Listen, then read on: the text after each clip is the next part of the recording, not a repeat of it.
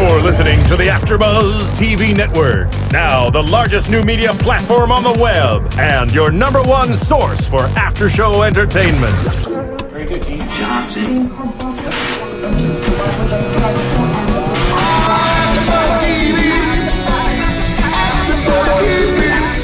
From the AFTERBUZZ Studios in Los Angeles, California, presented by Maria Menounos and streaming live thanks to Akamai Technologies, this is AFTERBUZZ TV's Hannibal After Show. We'll break down tonight's episode and get you all the latest news and gossip.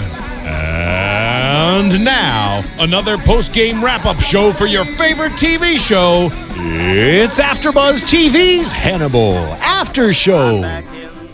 Woo! Yeehaw! Back in the saddle again. Indeed. That's us. That's Mr. Gene Autry. That is the great Gene Autry. The singing cowboy. It has everything to do with Hannibal, season 2. It's incredibly topical. Because it's Japanese cuisine now. So yes, cowboys. Thusly do we land on Gene Autry. I think Duh. We just thought we're back in the saddle, so we played a little Gene Autry. But welcome back to the Hannibal AFTERBUZZ After Show Season 2. We are so excited to be back. We've been waiting an entire year to make this moment happen, and we are back. Well, not a whole year. I mean, there was a season, and then the end of the season, and we've been waiting since then. So maybe 8 months, 9, whatever, but not a year. It feels like a year. If you're going to correct me if all not season, longer. Joe, I just feel like I should be, this will be a long season. There's room for season here at specificity AFTERBUZZ. here, is all I'm saying. Specificity. That voice you hear, that is not mine or Julia's, belongs to Joe Sanfellipo. Nice to see you guys. Nice to see you too, Joe. Nice to see you, Joe. Hi, Julia Cearley. Hi. Julia Cearley, how are you? I'm fantastic. Good. How are you? I'm fantastic too. That's good. You look sharp tonight. You're watching on YouTube. No, I was gonna wear a double Windsor, quadruple Windsor, Quadruple but I Windsor. just They're hard to pull off. Let's be honest. It is not easy. I got to like I couldn't even get to a half a Windsor. Now, yeah, when you get to full Hannibal status, you have worked hard to achieve that knot. That is no joke. You and I are gonna do maybe Nando. Nando's not here, by the way. Are we going to do like a quadruple Windsor evening? Off? Yes, we're gonna do a quadruple Windsor off.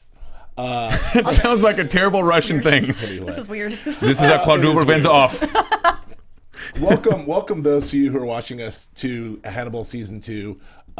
We appreciate you guys joining us, all you loyal Fannibals who've been with us from the very beginning, and who all the new folks who joined us on our 13-hour Devour that we did. That was so fun. Day.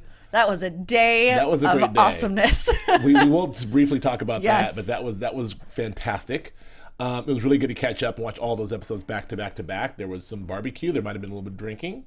No. Not, I don't know. Not you two. Maybe. Never. No. But it was a lot of fun. There were some gummy bears. And everyone was involved, and Brian Fuller and Aaron and Loretta and lovely Martha was involved too. Speaking of Martha will be joining us a little later on in the program to just to say hi in our first episode. Executive producer Martha De Laurentiis. That's her name. Yeah. She'll be calling us in. That she will that's be so calling cool. in. It's very cool. She likes us. That's nice. Well, we like like her. her. Jinx. All right. Oh, double jinx. Buy me a Coke. Okay. Pleasantries aside, let's jump right into what's happening in Season 2, because I'm going to say this was a fantastic episode. I loved it.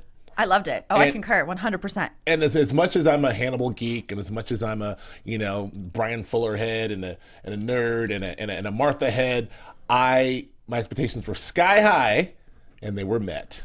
Wait a minute, you said Hannibal geek, Brian Fuller head, and Yes. Martha De Laurentiis head. Yeah, I'm all three. All right, I got it. Okay, as long as we understand each other. Although there's one guy on Twitter that Julie and I I love interacted him. with. What is it? Brian Fuller is my king. There's that guy. I'll fight you for him. So if at Brian Fuller is my king, if you're listening, it's good to hope. We agree. Yes. Let's get into the episode. The episode is this season we talked about it. Martha talked about it when she was on with us last week or a couple weeks ago. We're going Japanese theme. Last year we did French. I butchered every single pronunciation. Yeah, we'll do it again this year. And this year I'm dying to get it right. So this episode is called Kaiseki. Is that no? It's not Kaiseki? No. Kaiseki? Joe, what is it called? Kaiseki, I think. Okay. I may be butchering it different. Kaiseki? Kaiseki. Kaiseki? Kisaki. All right. Kisaki. It is a traditional multi-course Japanese dinner. The term also refers to the collection of skills and techniques that allow the preparation of such meals. Yes. And are analogous to Western haute cuisine. Right. There are basically two kinds of traditional Japanese meal styles called Kaiseki or Kaiseki Roi. That is going to be said badly. We got it. You got it? I think we got it. You feel good? Yes. So and The first as written. No, we got it. No, you don't. All We right. got it. So A set episode. menu of select foods and served in individual trays, which obviously with the ice underneath, it was very nice. Yes. You don't really care. I don't. I don't know why you hate Kaiseki. I don't think our listeners or our viewers care. Anyway, so we're back and episode. What does that mean? Episode 1. Okay, let's settle in here.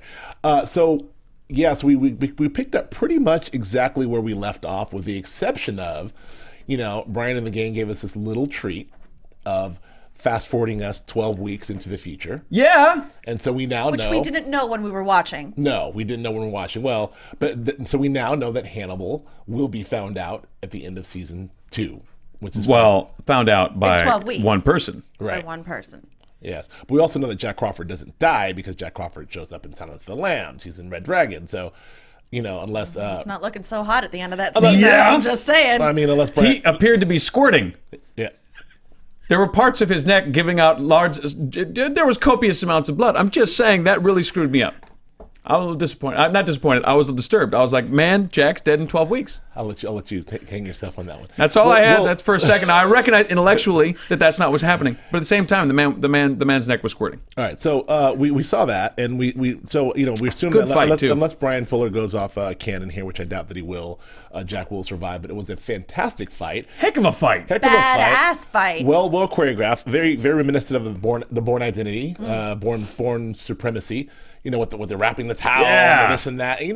Jack Morpheus he knows how to get down. Do you know what I loved about Jack that knows how to fight? get down. What? Can I tell you what I loved about that fight more than anything else? They took a look at Lawrence Fishburne and said, "You are a big, big man, and we are going to have you fight like a big, big man." Yeah. Sure. And that was awesome. Because a lot of the times they look at the actors like, okay, well, I have this idea for this fight, and even though you're big, I'm going to still make you do all this weird stuff. They just turned him into a bull, and I love that. That was awesome, man. Well, how would you fight if you were to get in that fight? If you were the size of Lawrence Fishburne, you would use your size. That's what I'm saying. That's why the fight was so well done. This was a well done fight. We got through that, but we do find out that is actually 12 weeks into the future, which is also a fantastic device by the gang, because we know that I can't wait to watch for the next 12 weeks to get to that fight. So that's a great. Can I just say that the last place I would ever want to be in a duel with Hannibal is in his kitchen? Yeah, right? Exactly. That is the last place The I want last to fight place. that guy. Do you think you have moments? Do you think you have moments as your face is being hurtled toward granite? You're like, Yes. this is beautifully appointed. Smack. Well, it's just that he's got just so many accoutrements and knives and all kinds of things that he's very, very skilled with. But so we digress as usual. But so that happened. That was fantastic, and we get to see it's a nice device because it sort of sets the table. And allows us to slow way down this episode, which I think this episode did. It started with a bang, and then it just slowed right down and really sort of drew us in a very, very sort of deliberate way. And I love the pacing of this episode. And I've got no complaints from anyone. There's usually some yahoo online that says, like, it was slow or something happened, but everyone seems like general consensus online seems to be like, this was a great episode and sort of just really drew you in. I agree 1,000%. Jules, what'd you think? I was obsessed with this episode. As you know, everybody knows, I'm a ginormous geek for Hannibal. Sure. And not just the show, which I love, but the movies, the books. I love this character. I love the characters that surround it. So I was interested to see how they were going to start off this season with this role reversal. And I was just in awe of it. The imagery was stunning. As we know that's what they do there. It was just a really fun episode, and I loved the character development. I loved poor Will. Yeah, poor Will. Oh, poor Will. Hashtag poor Will. Hashtag Hold on. How poor many Will. minutes? How many minutes are we in? We're in 9 minutes before you said poor Will. Poor Will. Let's see. That's remarkable. Joe, what did you think of the episode, sir? I loved it. I thought it was terrific, and I just love that this show it's so beautifully shot. It's so beautifully put together. The colors are so rich, and the staging is so gorgeous, and I love it. And I love when it's it's tricky to use imagery because a lot of people don't bother looking for it, and imagery and symbology and What's that word? symbology. Did I say it right? Yeah, I'm not sure. But the river and the stag and the whole, the whole idea that Will's fishing and he's fishing in his mind, it's terrific. And it's I think it's a little ballsy to use it on network because a lot of people probably miss it and they're like, why the hell's he in the river? But it's neat. I loved it. I just loved everything about it. I agree with everything you're saying except for the whole network thing. I think we're through the looking glass on what or what not should be done on a network. It's also very clear that this show doesn't give a crap where it is in terms of where it's airing. This show is all about telling great story. This show could be on HBO, could be on Showtime, could be on FX, happens to be on NBC. We saw that the opening episode of the pilot from last season where blood was gushing out of someone's neck. This episode opened, the first episode of this season, also opened with blood gushing out of someone's neck. So I mean, they're very aware of that. And I will parrot what you both said about the visual stylings of the show. We went on and on about it last year. We talked to David Slade about it and talked to Brian about it and Martha about it, but they've really gone out of their way to make this look like nothing else on television. I mean, we talk about True Detective a lot. We do that show as well. I mean, that's a show that is visually styled. That's an HBO show, but it really takes its care in what you're looking at from a visual standpoint. This does not feel like anything that even looks like a procedural or anything that looks like on television. It doesn't look like anything you'd see on CBS or a Law and Order or a or a CSI or even a Lost. It's like it's its own world, and I love it. It's striking, and it's thought provoking. Right, it is. It's both. So let's get into it. So we come back and we see after we see the fight, we come back years later and we're back in the kitchen with good old Hannibal and Jack, and Jack loves Hannibal's cooking. I'll tell you that much. It looks good. It always looks good. Except for whatever he was slicing at the beginning with pre-fight, whatever that was. Kind of livery. I don't know. Unpleasant. Weird. Very marbled, whatever it was. It is, yeah, very marbled. One last thing about this fight. Brian Fuller did say that he wanted to throw it in because he just couldn't wait. He felt like he wanted to. He personally wanted to see this fight. Once he knew, once they plot out the season, he's like, this is going to happen in episode 13. He's like, we got to tease this thing in episode 1. So he decided to put it in there, and I think it was a great move. It was a cool device. So yeah, so we see now that Jack and Hannibal are friends. They're like BFFs. Well, they have been since last season. He was going over to his house all the time. Sure.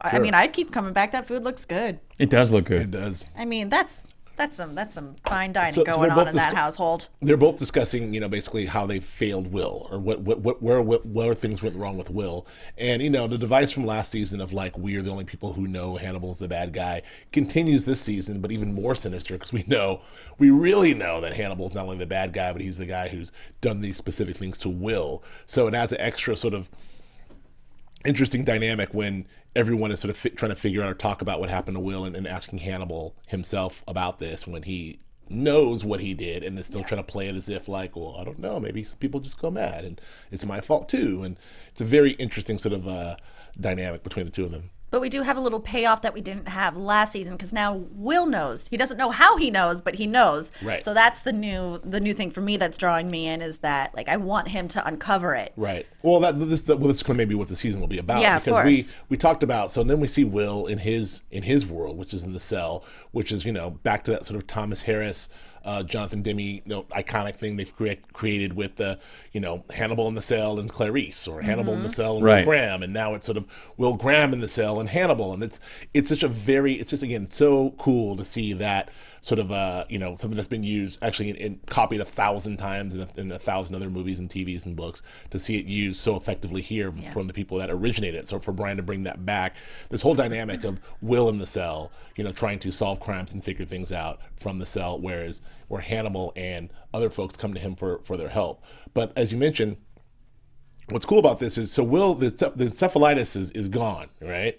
So he is now, he's clear-headed, but he has no memory. But you're dealing with one of the most brilliant minds around, so he has complete faith in himself that he'll be able to access whatever the F happened to him. He has nothing but time. And he's nothing but time, and he's going to get to the bottom of it. And he started doing that already, Joe. Yeah, I'll find that in my head. He says he'll get there. I'll find it. And I think there's the imagery of the river, and he's fishing in the river, and he's fishing in the river. So is that for you what that means? Is that I he's think so, looking yeah. for stuff, or is it he's just trying to find a calm place to go? No, I think I think you can select any number of, like, if you're as a filmmaker, right? Like, okay, well, let's select a place that Will goes. Where does Will go? Does he go to the beach? Does he go to an island? Does he go to a mountain? No, Will's fly fishing in the river. He's very specifically looking for something in a river. But he is a fisherman. That's what he did in his real life. That's how they ultimately caught him, was the hair that he wrapped lure. around in his lure. Right. And we know in the future he goes off and has a fishing boat. We do. I think he's fishing in his brain for Perhaps the memories. it serves dual purpose. Yeah, Dual well, purpose. maybe. But I think it's its happy place. Or triple purpose. 'Cause I believe that too, because I believe that he's like, this is the place where he is, to be able to get to a place where he's accessing these memories. He imagines himself in a serene place, a place where he can relax and think. That's where he calms his thoughts. Exactly. He calms his crazy brain on fire. Exactly. But I also believe, Joe, that this is also the same place. It's metaphorically, he's actually fishing for the truth. So. And it's interesting that the stag is infiltrating his happy place Sure. and coming in. So. Sure. Now he did have, I mean, I'm jumping ahead a little bit, but he did have a moment where he was able to access something. And what we did see in this episode is we actually got to finally see how Hannibal did it. How you got that ear to not be chewed up? Oh my So unpleasant. Because I was like, how did you get I'm like, is he intubating Will? ear? Nope, that's going into his gut. That is horrible. It Yes. was so upsetting. Well, but we had to see it, And right? I loved it. I loved every second of it. Yeah, we had to see it because otherwise it's like, well, how is Hannibal going to get that ear down there? But That's how. this is how. There it is. So did a very good job of it. So that happened. So we see that, but we see this is just Will sort of like, almost like he's not quite lucid. He was not lucid at all when that's happening, but I think that he's starting to remember. What I'm really interested to wonder is if Will in fact does remember and really remembers sort of like, this is what happened to me, and he's able to articulate that to everyone, to Alana. Alana, Jack, and Grace, my girl. What's the oh my God, the Asian his colleague. Grace is her real name. I'm sorry. I don't know. I'm sorry, world. I don't have it either. I can't believe Move on. We know who we're talking about. yeah. But anyway, so yeah, if Beverly Katz, right? Beverly, There Yeah. it is. Dr. Hedine Park. Yes, Nadine. If we're if he's able to articulate this to them, will they believe him? I mean, Alana already believes him, but will they believe him? Will this be enough to spring him? Alana doesn't believe him. I think Alana. She just thinks that he's really messed up. That he truly doesn't remember committing these atrocities, but she Right. believes that he committed these atrocities. So she believes that the goodwill is back. but as she doesn't said. think it was his fault. She really. believes it's Crazy Jack's Will, fault. the crazy Will. It's Jack's fault. Because Jack made the crazy Will come out. Because Jack pushed him so hard. Right, and he snapped and did all these horrible atrocities, and now the goodwill's back. That's Alana's theory. Well, yeah, and we got to go out of our way to make sure to take care of him, Sure. to prove that he's not responsible for this She stuff. has a whole defense planned out. Automatism? Yeah. Is that what it was? I think so. Automatism. The defense that You he can't weren't be held conscious. criminally liable due to their lack of consciousness because his mind was That on sounds fire. so made up. It might be. Y'all, I'm gonna give him some automatism. It's the automatism defense. But will it hold up in court? Not with that diction. Anyway, Joe. No, what are you looking at me for? You're gonna step No. into automatism, then throw it to me, huh? Sorry, my mind was on fire. So there's that. But we do see that Will. People do trust in Will. Well, let me talk about Jack first. So Jack is really, really, really, really conflicted here because he really, really trusted Will. He does have the sort of guilt. Did he push him there? What did we do, Dr. Lecter? Is Will? I want to believe Will, but every stitch of evidence has come back like exactly how it's supposed to be to make Will guilty. And then you have that wonderful exchange with Will and Jack. And by the way, if we had the entire season was just Will in the cell and everyone's coming and having monologues with Will back and forth, two-handers with Will and people in the cell, I'd be okay with that. You still watch. I love it. Are you Compelling. kidding me? I'd be all over it. I love it. If the whole show was just Will in the cell and people eat every 5 minutes someone comes and talks and they talk for 10, I love it. And that makes sense. But yeah. So that great scene between Jack and Will, where Jack's like, I just want to make sure, I want to know if if the Will I knew was back there. I just want to remind myself of who you are. And I mean, I don't know. Do you think that where do you think Jack is on this? I mean, I think it's reminiscent of Jack and the little cadet he had last season in the flashback, Anna Chomsky. Yes. Klonsky? I don't know how to say her name. Yes. It's been a season. So I think he always has that in the back of his mind that he's fearful of losing another. Sure. He said his bloodhound went bad. You know, he seems heartbroken over this. They all seem heartbroken over this. Poor Will. Yeah, this is two for Jack, right? I mean, this is two of his bloodhound / proteges going bad. I mean, Joe, what do you think that Jack? How do you feel about the Jack? Well, he goes by the house, and obviously, I'm assuming at that point that they've gone through the house up one side and down the other. So he's not there looking for evidence. He's just there. I get the vibe. He's just trying to kind of get his head to settle. Right. When Alana comes in, Alana's been taking the dogs, and that one dog keeps coming back to the house. Winston. Yeah. So I think Jack's guilt. And I think you're right. His bloodhound went bad, and so as a character, it looks to me like Jack's the kind of guy who's got, okay, well, I will push these guys as hard as I can because the end justifies the means. At the end of the day, I need to push this guy. I need to push whomever it is that I'm working with because I'll push myself this hard. But if he runs over them and he breaks them, then he's got to deal with that, and that's what he's doing this whole episode. It looks like. Sure. And I don't think he's gotten any doubt yet. I don't think there's any doubt yet that Will did this. I think he's looking for. I think he says, "Give me a reason to that you're not responsible." That's doubt to me. Like, is that doubt or is that give me a reason you're not responsible? That's like give me a reason you're not at fault, but you did it. Well, Jack's a guy who clearly thinks with his head, but there's whatever little speck is happening in that little like black heart, no pun intended, of Jack's. That like he really wants to believe Will. Like he's like wants to believe. Like give me a reason. Like my brain is saying you were wrong, but I really like you and want this to be right. Does he want that for Will or does he want that for himself? Both. I think you're right. I mean that he wants it for both. So two more things. Before we grab Martha, I do want to talk about the killer of this season. Now, one thing that Brian Fuller also said is that they really kind of wanted to go away from the killer of the week. They didn't want to go. We had last year we had the sort of killer of the week procedural kind of style, which was we had all of our favorites. Mushroom Guy, Shovel Knight Guy, all the rest. This season he kind of wants to go. Totem Pole Guy. This season he kind of wants to get into the idea of the big bad, as they say as they say in TV, meaning like they're gonna have one big sort of like adversary that they'll be like dealing with most of the season, and we know that guy is your boyfriend Michael Pitt. Oh, I love Michael Pitt. Yes. I cannot wait. I will be watching every single minute of this show, waiting for him to come on screen. Well, he didn't come on yet. Not yet. He didn't come on yet. Not yet. I'm just saying. The anticipation is killing me. Oh no! So yeah, it was infectious. You just infected me with Michael Pittitis. Okay. You're nuts.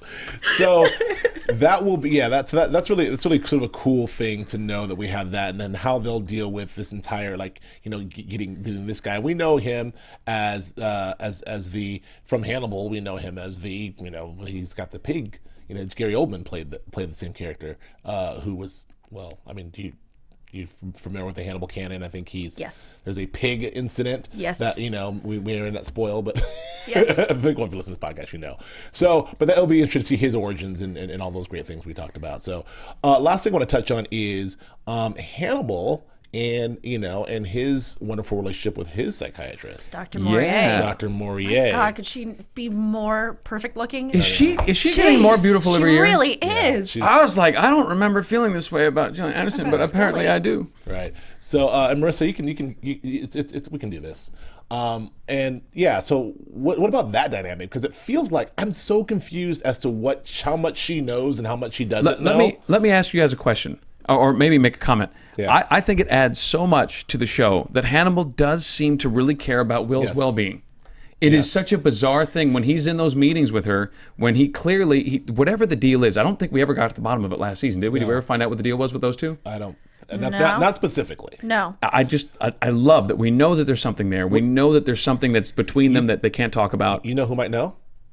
Martha De Laurentiis. Super producer Martha De Laurentiis. Martha De Laurentiis. Martha!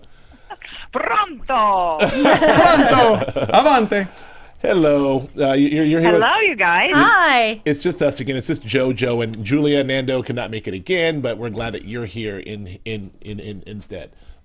Not instead. Well, But, you are the troop here. Here we go. we are. Thank you for joining us, and just congratulations on first of all, congratulations, on a wonderful 13-hour Devour that Oh we my all gosh, took that place- was so took part much in. fun. That was We a And trended. thank you guys for participating in our Of Devour. course. Yeah. That was fun. That was a big- The day went fast. It did. It did. trended on Twitter forever. It was Yeah. great. It trended on Twitter for a while, and it was great. And the day did go fast, and and alcohol helped that day go a little faster. For some of us, Julia. Just give me my gummy bears and I'm good. No, it's fantastic. It was a lot of fun, and it was great to catch up on the season and bring us up to the premiere of season 2. And congratulations on a fantastic season opener. Oh my goodness, we've been talking Shocking, about huh? it. Shocking. Well, geez, we've been ranting about it here for the last 25 minutes, but first of all, what's been the reaction? I mean, you've on your end. I mean, what have you been hearing from the Fannibals? Talk about how the Twitterdom has just gone rabid. Friday, it continued to trend from the East Coast all the way through to when it fed in the West Coast, and then continuing after. So, and then even into the next day when people started to tweet about it again, because 6 o'clock in the morning, people were watching it again, Yes. or waking up having it on your mind. And don't you all find that you're so involved and you're doing the tweeting, your mind doesn't shut off. So in your dreams, you're still all these story points are kind of haunting your brain, Sure. or there's phrases that come up that then take on its own life. Last night I had in my mind a leg, and it's a body part. It's an unfortunate body part that takes place in episode 2. Oh no! Oh, look at that little preview. I know, something to look forward to. Uh-oh. But I don't know why that's stuck. I've been looking at the final cuts. Signing off on it. So it's weird. It's weird. Well, the imagery does stay with you for sure. For sure, the imagery stays with you. So what did you think about when you found out that Ryan was going to do this thing where he was going to open season 2 with what seems like the cliffhanger to the end of the thing? Yes. Can you hear us? Yeah, your voice just kind of like took off. Are you by any chance by that computer again? Dang, I'm in my office, and of course I have computers. Okay, I'll go to. Oh, hold on a second. Is that so true? Oh. Okay, keep going. No, it's okay. No, if you can hear it, it's okay. I was wondering if you, when you got wind of the Brian's plan to sort of add the cliffhanger of season 2, open the season with that. Like, that was such a great, cool idea. I mean, was that something that was always decided, or something that he threw in?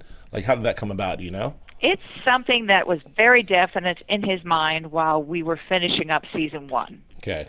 Just how when I ask him about season 3, he's got something very definite in his mind, which is great because Right. obviously you want to build story points to that. Right. And that would be... Yes. And that's a huge, well, yeah, huge. And what is planned for season? What is that cliffhanger? No, well, obviously we talked to Brian, and we talked about how season 4 is Red Dragon. If we're fortunate enough to get season 4, which I don't know why we would not be, and then we're hopefully going to be able to do like a 7-season and beyond arc. So it was at the time it seemed sort of ambitious. Like, as I told him to say, like, yeah, we're going to do 7 seasons, and season 4 is going to be Red Dragon, and we're going to do this, that, and the other. And now it's like, I don't know. I mean, can we do more? I mean, I want to like this thing. I never want it to end. I never want it to end. Well, I think we can go on and kind of interpret, and there's time spaces in between the books. And even though with Silence of the Lambs we won't be touching it, we could do our own type of version of incarceration. Absolutely, absolutely. Have him have maybe Miriam Lass comes back or someone like that who is the young plebe that he's going to toy with. Absolutely, that's kind of what I was wondering. I turned off my computers. No, good, okay. Well, what I was wondering is, like that's a good question. We are sort of getting way ahead here, but we know that we won't be getting into Silence of the Lambs. But for our purposes, Will's story ends, at Red Dragon, at the end of Red Dragon. So. I don't know. I mean, but we, doesn't mean that we Show's can't. called Hannibal. It's Yeah. not called Poor Will. Exactly. That's right. Although if you do keep track of the number of times we say poor Will, you would easily become confused. we say poor Will a lot. Poor Will. Yeah, and then right now where we are in storytelling-wise in a writer's room and scripts being written is that last episode and how we're going to end it to project into, the next season. And we're staying true to the books, Sure. so there are references. So if you were to comb it tonight and go home and read into what could possibly be, you will see what we're going to do. Oh, good. Well, that's Maybe I'll good to pull know. those back off my shelf. Well, that's good. Well, And that gives some comfort, I think, to an audience. Knowing that we're not going very far left of field. That Right. we're staying true to what everybody loves and what we find the best of in Thomas Harris's writing. Sure. And obviously knowing that eventually he will be incarcerated. So it's but how far can he be doing this in the open, which is so much fun to watch and to write. Absolutely. And again, we touched on this last season with you, but it's like, it's such a great, cool thing that how you get to be able to have the Thomas Harris novels, and then sort of the stuff that you guys did with the films, and to be able to have all that, and us to all know all of that very well, but yet still have Brian do such a great, and the team do such a great job with the storytelling that we kind of know how the thing is going to end, right? So, but in the meantime, to figure out the journey itself. I mean, people talk about it's not about the the ending, it's about the journey. The journey is the most fascinating thing I've ever seen on TV in a long time, and for something that I already know. The exact, from the books and from the movies, I know how this thing is going to end. So that's just a really cool, neat thing to play with. Absolutely, and as I said, I think that's what is the real joy in discovering the in-betweens and the interpretation, and Brian turning everything on its head. Sure. Or interpreting a story of what could have led up to how it was introduced in one of Thomas Harris's books. So taking great license, but kind of staying to something solid and coolness that it gets paid off later on. Oh, it's terrific. You guys have the place you have to get to, but how you get there is so cool. get We there. all know where you're going to land, but the skip and the jump are awesome. You're doing it in such unimaginable ways. Yes. Well, Ugh. the last thing I have for you, and we'll let you go. And thank you for coming on with us, of course. I've got plenty of time because I'm actually going to teach a class on TV at 8:45 down at USC. So I'm killing time here in my office. Great. We have plenty of time. Well, good. Well, I'm curious just about sort of the business side of this, because last season we knew that at one point Hannibal was sort of in the bubble, and people were kind of not would the show return, or would it be picked up, and there's all these different things, and there was a sense pretty early on that the show was had such legs internationally, and there were some other ways that even if, God forbid, NBC did not pick it up, the show probably would have continued on in some way, shape, or form.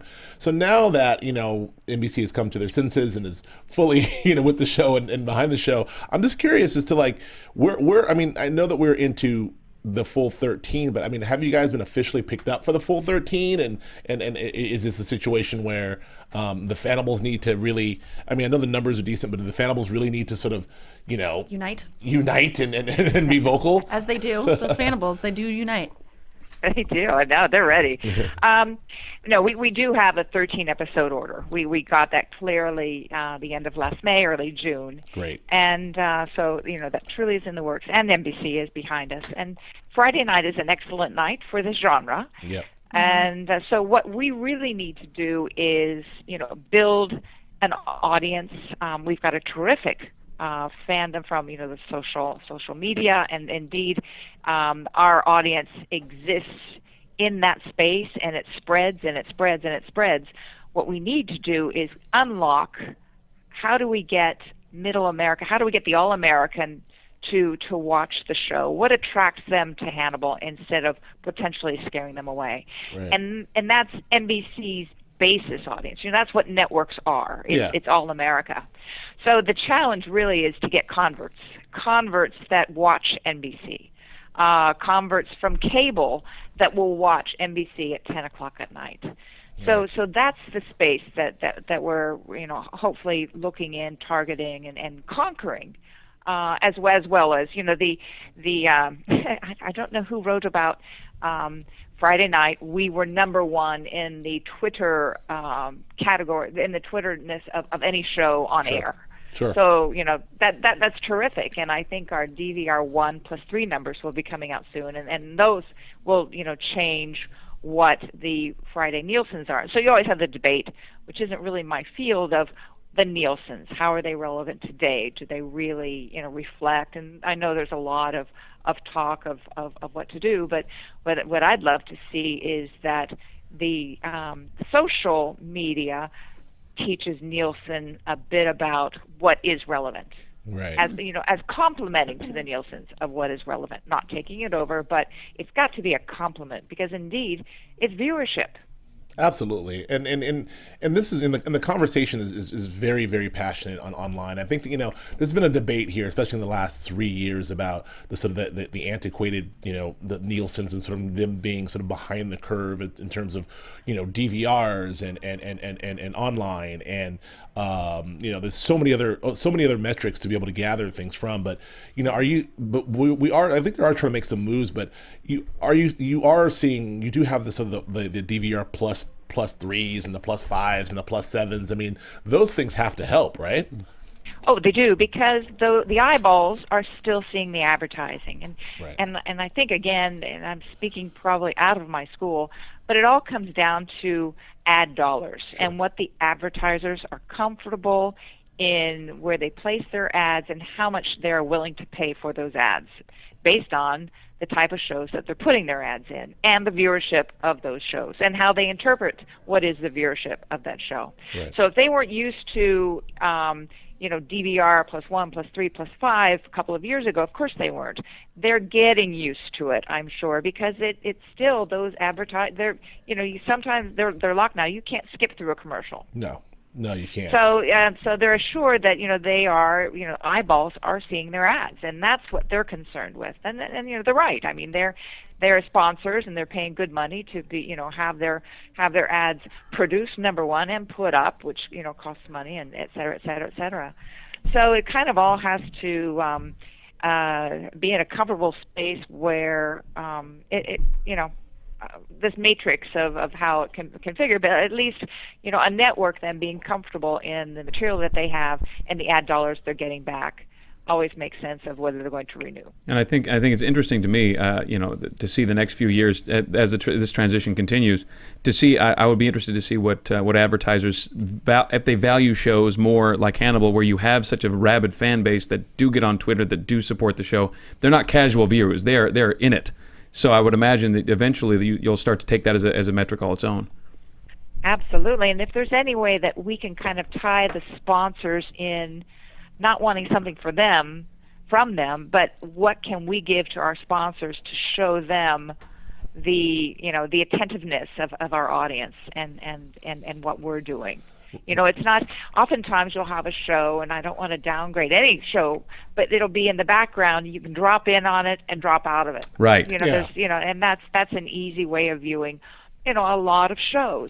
Sure. So if they drop in, maybe an actor's doing something, they'll drop out when an ad's on, so they'll go get something else, or you never know. So it's just like if it's serious material and it's just like on, and their eyes are glued and they're staying close to the TV for it to come back on, they're going to watch the ad. Doesn't that make sense? Yeah, it does. I got to ask you, I mean, so as as executive producer of this show, and you've done movies and television, but when you see, I mean, it's, the business side of this is so tricky, because you guys are on NBC, you are on a network, on a broadcast network, if you will, and the standards are a little, they're a little more higher. I mean, like, for instance, Mad Men, a show like Mad Men, which is a advertisers love the show, and it's a very, critics love the show, and it's a great social media show to a certain degree, but the ratings, I mean, I feel like if you guys woke up with Mad Men's ratings, you guys would jump out of the window. So it's like, so the ratings of Mad Men aren't that good, comparatively. So, and then also on the flip side of that, you have HBO, where they're not beholden to advertisers. They can do whatever they want. I mean, it's frustrating from even for the viewer or someone who keeps track of these things, that you have a beautiful top notch story being told here with Hannibal, and top notch, directing and acting and writing with Brian and the gang. And we just want to be able to tell the story and watch the story, but then there's all this other stuff. I mean, does it how, I guess, do you get, when you see shows like Mad Men and other shows just having to not do what you guys do, like does that sort of make you jealous in any way, or you sort of just you happy to be where you're at on NBC with the eyeballs? Oh, well, I love being on NBC and that they are willing to start to make change, and it's going to take some time to educate the advertisers and the matrix of Nielsen's. And again, as we mentioned, the Nielsen's are 25,000 families representing all America. Right. So is a family representing all America going to tune into a heavy genre night, for mature audiences? And they're the ones that have to have the TV on. Yeah. So let's do some kind of a campaign on Twitterdom to just everybody light up your TVs on Friday night. Let's see what happens. Let's see what happens. And look, and this is easy. All of our Fannibles who are listening and out there please do that, because like the show has tremendous momentum. Critics love this show. The social media loves this show. The Fannibles are loyal, so I don't see why the show couldn't break through that middle America and break through some of those other places that NBC is concerned about. So I have high hopes that this will be just fine. I say we, meaning as if I'm a part of it. We'll be just all fine. Part of this, and thank you for that. It's a challenge, isn't it? It is a challenge. But we love tasks and challenges. Yes. So, one last thing. Anything you can tell us about episode 2? Aside from the leg. Aside from the leg. Or explain the leg. 2. It's called Sakizuke. Oh, Sakizuke. I gotta write that down. Another course, another Japanese course. Yes. How do you pronounce this one? Kaiseki? No, this one. Kaiseki was the first one. Kaiseki. I was almost close to it. Sakizuke is episode 2. Sakizuke. I may be having a little bit of an Italian accent in a zuke. Zuke. But it's 100 times better than anything I would try to do in pronouncing it. So I'm gonna work on that. But as you saw in the very last moments of the first episode, the premiere episode of season 2, there was a victim that was breaking away from something. And that is such an amazing tableau. So, of course, we you have the bodies that were discovered in the kind of dammed up river. Yes. And so more of that is coming to the forefront. And this palette, the circular palette of bodies. The killer and the solving of the killer. And as you saw, Hannibal Lecter having his session with his Bedelia Dumouriez, played by Gillian Anderson, that he said, I got to play Will Graham today. And I loved his voice when he said that. It was like a little boy. I got to be Will Graham today. Yes. Well, he's our new Will Graham. And so he's now in on solving murders and cases.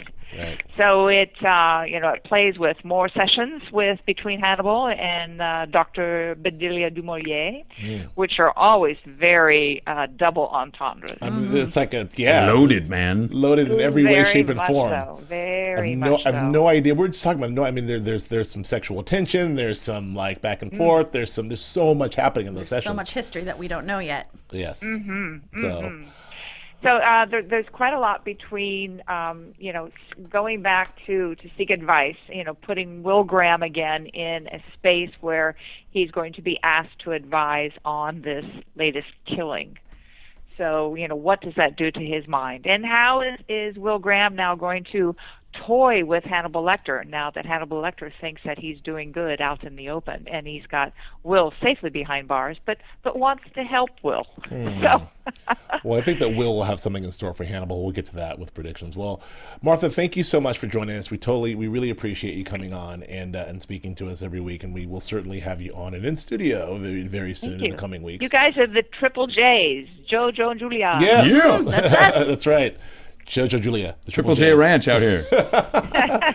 So thank you, and enjoy, and hopefully your students will be very, very attentive. Despite the fact that they're over at USC and not UCLA, which, whatever. Take it easy. Take it easy, Bruin. Just saying. Just saying. Yeah. This town is so bifurcated. It is. So very much so. You're either one side or the other. Well, good luck over there. I hope that they're able to understand what you're saying. Talk slowly. All it's right, USC. and enjoy the show Friday. All We'll right. be up live tweeting again, so if you want to call us after 11 o'clock Friday night, oh, you won't. You'll be asleep. No, we You'll won't. be having Hannibal dreams. Oh, God, I hope not. Probably. Thank you so much, Martha. All right. All Bye, right, we'll guys. talk to you. Bye-bye. Bye. That was the lovely Martha De Laurentiis, Executive producer of The Magnificent Hannibal. So let's get out of ourselves. Let's jump into prediction. We didn't. Well, right. We didn't cover this show enough, but we got to talk to Martha, so that's worth it. AfterBuzz TV predictions. We didn't really touch on the palette of the killers and that whole thing. Like, can we? I mean, Yeah, to me, quickly. it looked like an eyeball. When they got up high enough, it looked like darker in the middle, lighter on the outside. Yeah. It looked like he was creating eyes. I don't know. I don't know. It looked like sort of, I don't know what it looked like. I don't know. It's like when you do your makeup. It's you gotta Like I do when I do like my when makeup. you do your makeup. Yeah, that's exactly what it is. Absolutely. Can I get a prediction out of you, smartass? I predict that you're going to be hostile toward me because I said you wear makeup. Sure. There's so much, man. I think that. All right, here's my predictions. I think that Alana is going to get in trouble. I think that Alana's going to get in trouble because she's going to get. I think maybe 2 or 3 episodes from now, she's going to get kind of another little bit of whiff of Hannibal. I think she had suspicions last year. I think that she's going to have those suspicions come to fruition with Will. I think he's going to try and protect her, but he's not going to be able to. And I think that's going to lead to. I think it's going to be Alana's being in trouble. That's going to lead to Jack figuring out who's really behind all this stuff. All right, Julia. I think my poor Will slowly but surely start to clear the clouds away from whatever is, holding him back from remembering what Lecter did to him. And I think that the person who so wholeheartedly believes that he did it, Beverly, will be the first one to believe him, and will maybe be like his connection to the outside world to help him prove it.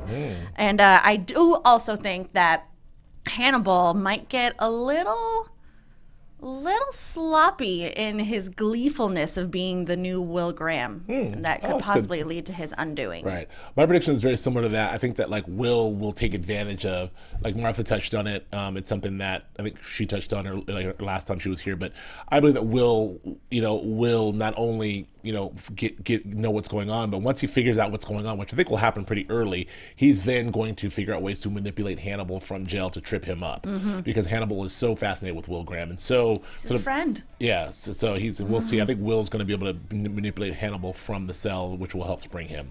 Joe Flippo, where can we find you? You can find me on the Twitters at Joe Flippo, JoeFlipo, and my website is josephsanfilippo.com. That's right. Julia? On Twitter and on Instagram, my name, Julia Cearley, JuliaCearley, and then here with these guys for a bevy of other shows. That's right. And I'm Joe Braswell. You can find me on Twitter and Instagram at Joe K. Braswell. And it is wonderful to be back, Fannibals, and we will see you next week. Woohoo! From executive producers Maria Menounos, Kevin Undergaro, Phil Svitek, and the entire AfterBuzz TV staff, we would like to thank you for listening to the AfterBuzz TV network. To watch or listen to other after shows and post comments or questions, be sure to visit AfterBuzzTV.com. I'm Sir Richard Wentworth, and this has been a presentation of AfterBuzz TV. Buzz you later. The views expressed herein are those of the hosts only and do not necessarily reflect the views of AfterBuzz TV or its owners or principals. Thank you for watching AfterBuzz TV on YouTube. For more of your favorite after shows and interviews, subscribe to our channel here, and be sure to share your opinion on the episode in the comment section below here. We'd love to see what you guys are buzzing about. Thanks again. Buzz you later.